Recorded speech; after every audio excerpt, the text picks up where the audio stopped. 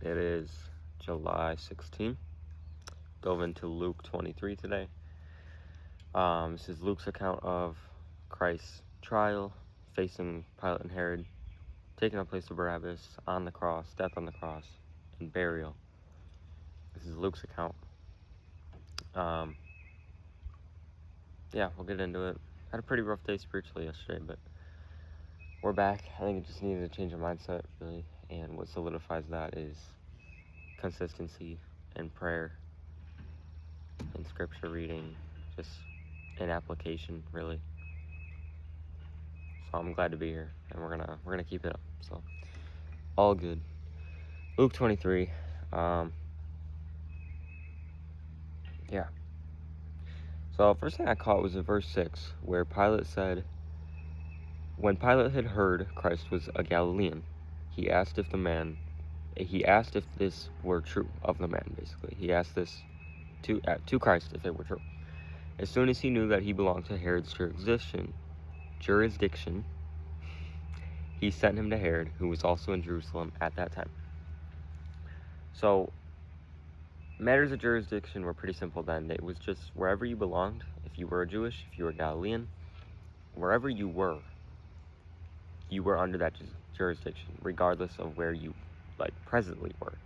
So, for example, I grew up in Oak Forest, right? So my jurisdiction at that time would be of Illinois, not Indiana, because now I live in Indiana, but that's not my jurisdiction. I was born basically in Illinois. So that's the idea there. I think it's where you belong, there your leaders have say over you. So Christ was Galilean, therefore Herod had say. So Pilate sent him to Herod. Herod kind of, did the same thing as Pilate, mocked him pretty badly with the robe and all, and just sent him back. I mean, really nothing was gained there. It actually says in verse 12, that very day Pilate and Herod became friends, for before they had enmity with each other. So friendship over like-minded, treating other people badly. That's interesting, but that's that. But yeah, that's matters of jurisdiction, and that's kind of how the trials worked. Verse 20. Yeah, this was really cool to see with Pilate. I've always had a little bit of a soft spot for him, because it seems like he cared. He cared a little bit. He didn't want what happened to Christ to happen to Christ. He did not desire that. You could tell. He washed his hands clean, I think Matthew says.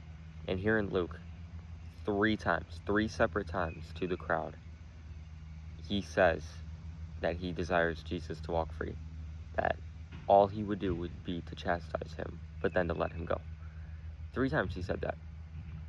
But verse 23, they were insistent, the crowd. They demanded with loud voices that he be crucified. And their voices prevailed. But I don't know, should I have a soft spot for Pilate, that he seemed to care somewhat? Or if he really cared, he wouldn't have let it happen. So I don't know.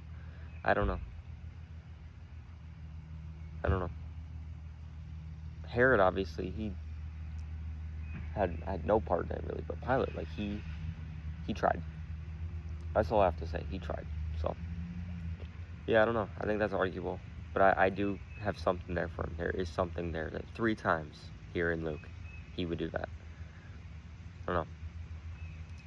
Verses 30 and 31. I'm just going to read these, and then I'm going to go on in the study note, because it's a very interesting topic that is mentioned here. 30 and 31. Then they will begin to say to the mountains, fall on us, and to the hills, cover us. For if they do these things in the green wood, what will be done in the dry? So that part there, green wood and dry, makes no sense. I'm just going to read the study note of verse 31 there. This was probably a common proverb. Jesus' meaning seems to be this: if the Romans would perpetrate such atrocities on Jesus being the green wood, young, strong, and a good source of life, right? Then what would they do to the Jewish nation, the dry wood, old, barren, and ripe for judgment? So that's kind of the idea, and that's Christ talking there in verse 30 and 31.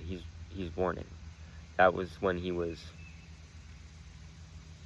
yeah, he was walking to be crucified, and people were weeping, and he said a nice line to them, saying like, "This is my warning to you. It's gonna get worse," basically. And he's warning that, you know, what they're doing here to him, imagine what they would do to the Jews, to the Jewish nation. So, really interesting that he said that. I mean, that was, I think, one of his last things that was said to the people. That was like an account of his words to people. On the cross, that's all. You know, that's different. But that was like one of his last warnings.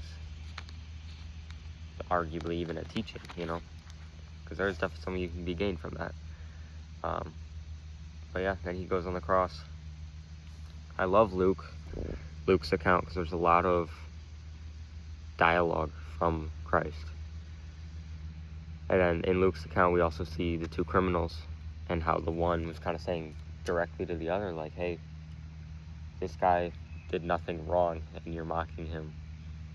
And he says in the end, verse 42, Lord, remember me when you come into your kingdom. And Christ says, I will remember you today, you will be with me in paradise. That's so deep. I love that. I love that.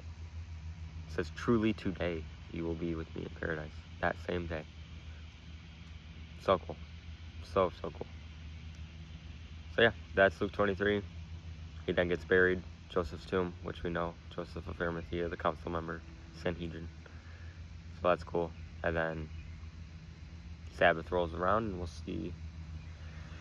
see his resurrection. See you.